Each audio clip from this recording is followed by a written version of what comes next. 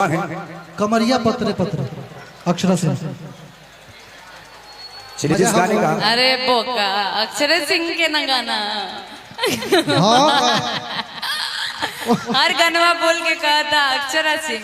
एक गाना इतना लोग गा देते कि कंफ्यूज हो जाता है यूट्यूब।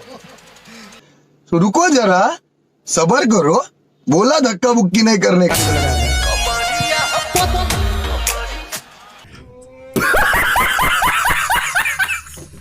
अक्षरा सिंह यही ला कहानी है बाबू। आगे अक्षरा सिंह लिखो, कमरिया लिखो, आगे अक्षरा सिंह लिखो। कौन है ये लोग, कहां से आते हैं? पहली बार यूट्यूब प्ले कर रहे हैं क्या? सीख जाइए, गजब बेइज्जती है। चालू हो गया। चलिए कोई बात नहीं, चलिए इस गाने को लगा दें।